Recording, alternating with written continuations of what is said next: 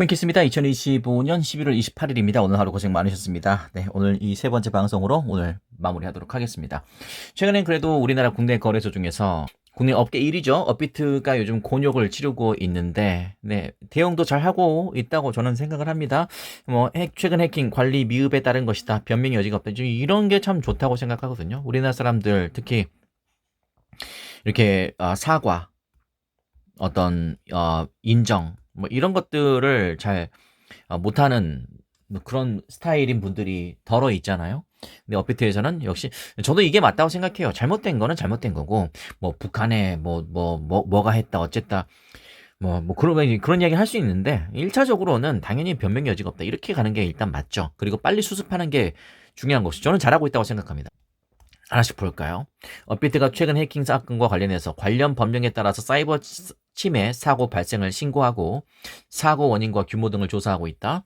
이번 사고는 보안 관리가 미흡한 데 따른 것이다. 변명의 여지가 없다. 예, 끝났습니다. 보안 관리가 미흡했다. 그러면 앞으로 이제 보충하면 되는 것이고, 변명의 여지가 없다고 했으니 빨리 잘 추스려야겠죠. 요즘 또 네이버하고 또 합병, 이런 제휴 이런 소식도 있던데, 네, 좋은 게 좋은 거니까요. 자, 파악한 피해 자산은 약 445억 원 규모로 회원 피해 자산은 386억 원이 났다고 합니다. 이 중에서 23억 원을 동결시켰고, 당사 피해 자산은 약 59억 원 정도다. 회원 피해 자산은 업비트 보유 자산으로 전액 보존하겠다. 네, 이게 맞죠. 안정성이 확인되는 즉시 입출금, 지금 입출금이 지금 막혀 있잖아요. 그 업비트로 입출금 되는 거, 네, 다시 재개할 것이라고 강조했다고 하네요. 그러니까 결론을 이야기하면은, 우리가 업비트가요, 우리가 보안 관리가 미흡했다.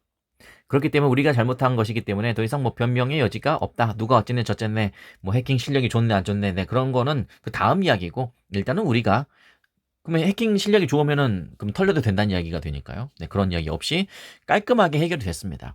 또 중요한 것은 이제, 네, 피해자들은 아쉽지만 이런 얘기 없었고, 업비트 보유 자산으로 전액 보존하겠다. 네. 그러니까 늘 저는 그런 게 중요하다고 생각하거든요. 실수는 생길 수 있어요. 그러나 이것을 어떻게 이제 만회하는지가 되게 중요하다고 생각하고, 사후 처리가 어떻게 되는지, 그게 중요하다고 생각하거든요. 근데 역시, 네, 처리가 깔끔하면 신뢰가 가잖아요. 네. 그래서 저는 암호화폐를 떠나서, 암호화폐 거래소를 떠나서, 일단 국내 암호화폐 거래소가 건전하게, 네, 그렇게 성장하는 모습을 봤으면 좋겠습니다. 네, 그래서 어쨌든 저는, 여러분은 어떻습니까? 네, 저 개인적으로는, 네, 잘한 거다. 그러나 앞으로 같은 일이 재발되지 않도록 조심해야겠죠? 저는 그 정도까지만 간단하게 말씀드리겠습니다. 자, 다음 소식 보겠습니다. 미국 비트코인으로 세금을 받는다. 예전에 이제 전략적 준비자산 이야기가 나왔었는데, 그 얘기가 다시 또 서서히 대두되고 있다. 분명히 도널드 트럼프는 본인이 당선되기 전에 내가 암호화폐 대통령이고 내가 선구자 역할을 할 것이다. 우리 미국이 전 세계 암호화폐 수도가 될 것이다. 그런 이야기를 많이 했었죠. 참고하시면 되겠습니다. 세금을 비트코인으로 받는 것은 정부가 비트코인을 직접 축적할 수 있는 가장 현실적인 접근이다. 등등의 여러 가지 이야기를 하고 있다. 네, 읽을수록 조금 딱딱해지네요. 넘어가겠습니다. 어쨌든 간에, 이번이 처음이 아니다. 그렇죠? 과거에도 한번 있었죠. 그때 전략적 준비 자산은 지금도 기억납니다. 4,900원 가까이 우리 XRP가, 리플이, 네, 가격이 올랐을 때가 지금도 기억납니다. 뜬금없이 XRP가 딱 들어가 있어서 대박 났었죠. XRP 진짜 반등 신호 나왔다. 2017년 강세장 전과 유사하다. 네, 진짜 반등 신호가 나왔는지 안 나왔는지는 여러분 스스로 판단해야 될 몫이라고 생각하고요. 그러나 부정적인 이야기만 하는 사람들보다 차라리 이렇게 반등 흐름을 만들자 기술적 분석가들 사이에서 강세 전환 기대가 다시 고개를 들고 있다. 네, 이렇게 잘하고 있다라고 생각합니다. 주요 반등 국면과 유사한 신호가 되살아났다. 네, 실제로 진짜 그렇게 되길 바라고요. 11월이 진짜 바닥인가? 사상 첫 고래롱 대량 집결했다. 여러 가지 긍정적인 소식이 계속 나오고 있긴 합니다. 약간 이렇게 심리적인 시그널도 좀 괜찮지만 여러 가지로 나쁘지 않다. 네. 이렇게 급락 속에서도 시장 밑바닥을 확인했다는 신호가 연달아 포착되고 있다. 다만 이 하락 저점이 단기 반등에 그칠지 추세 반전의 출발점이 될지는 아직 명확하지 않다. 현물 시장이 거래 주도권을 회복하면서 비트코인 가격 흐름이 이전보다 견고해지고 있다. 11월 저점은 시장에서 의미 있게 받아들여지고 있다. 저도 그렇게 생각합니다. 정말 최저점이었잖아요. 네, 11월에 우리 리플 같은 경우는 11월에 XRP의 가격이 2,700원대까지 떨어졌다. 너무나 충격적이었죠. 정확하게 기억납니다. 지난주 금요일 오후 4시 30분이었습니다. 지금도 정확하게 그 정도로 기억이 납니다. 네.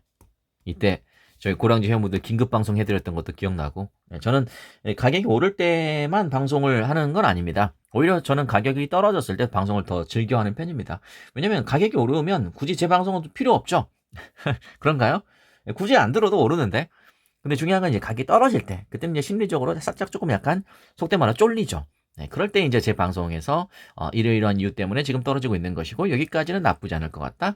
드디어 저점이 나온 뭐 이런 느낌의 이야기들을 계속 이야기하고 있습니다. 좋은 댓글. 볼까요?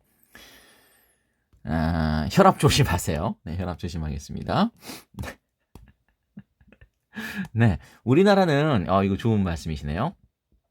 우리나라는 앞으로 세계를 이끌어가는 강국이 될 거라고 하면서 어째서 최강국이라고 하는 미국에서 가상화폐를 이끈다고 하니 ETF니 뭐니 상장하고 난리인데 움직임이 없네요. 맨날 선제적 대응이니 뭐니 하면서 꼭 단물 빠진 후에들.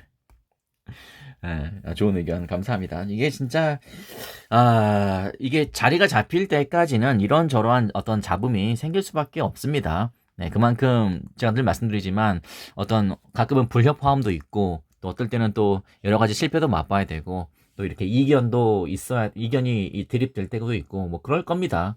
그러나 이럴 때일수록 우리가 가져야 될 마음가짐은 또 댓글이 왔나요? 네, 좋아요. 감사합니다. 네, 고량주 멤버십 무료 공개 감사합니다.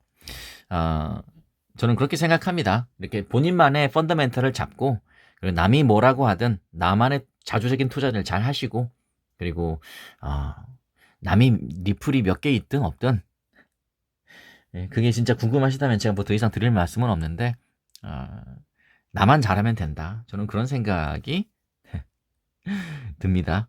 결국에는 저는 그런 생각하거든요. 이렇게 뭐라 해야 될까요? 진짜 이 판이야말로 멘탈이 정말 중요한 거구나. 저는 항상 할 때마다 투자할 때마다 더더욱 느낍니다. 더더욱 느낀다. 멘털 잡는 게 정말 중요하구나. 정말 중요하구나. 그런 생각이 듭니다. 오늘 제가 운전하면서 제 지인을 태우고 주방 출장이어서요. 지인을 태우고 운전을 하는데 저는 다 양보해주거든요. 양보해준다고 해서 막 그 흐름에 방해가 될 만큼 막 끝까지 그렇게 하진 않고요. 그런 거 있잖아요. 도로 가는데 깜빡이 들고 좀 무리하게 끼어들어요. 근데 무리하게 끼어들면 무리하게 끼어드는 이유가 있겠죠. 근데 여기서 막 절대 양보 못하게 막 밀어붙이는 그런 운전은 저는 하지 않습니다. 양보하는 게 잘못됐습니까? 그리고 이렇게 끼어드는 게 잘못된 건 아니잖아요. 그게 다 멘탈과 관련된 거라고 생각합니다. 우직하고 무던하게 그리고 항상 인생의 여유를 가지면서 마음의 여유가 있어야지 인생의 여유도 생기지 않을까요? 저는 그렇게 생각합니다. 과한 어떤 멘탈의 예민함을 가지기보다는 이럴 때일수록 우직하고 무던하게 그렇게 했던 분들이 지금 제가 보여드리는 이 지난주 금요일 22일인가요? 21일인 것 같은데 21일에 있었던 이런 것들을 딱 잡아낼 수 있는 것입니다. 근데 앞으로 어떻게 될지는 모르겠습니다. 그러나 누가 봐도 앞으로 이렇게 올라갈 가능성이 굉장히 높은 자리. 항상 이 태풍의 한 정점에 있을 때는 항상 그런 걸 잘 느끼셔야 돼요. 거기에 이렇게 현혹되거나 휘둘려서는 안 됩니다. 한 발짝만 물러서서 그걸 전문용어로 메타인지라고 하죠. 메타인지를 잘 발휘하셔서 나 자신을 잘 파악하고 그리고 앞으로 어떻게 될 건지는 정말 좀 진짜 멘탈을 잘 잡으면서 그렇게 해 나가시길 바라겠습니다. 그러면 어느덧 또 리플의 가격이 지금 어느덧 3,330원까지 올라온 것처럼 또 어느덧 3,500원, 어느덧 4,000원 이렇게 되지 않겠습니까? 언젠가 댓글 중에 4,000원 올까요? 라는 댓글이 있었어요. 참 겸손해졌구나 라는 생각이 들었습니다.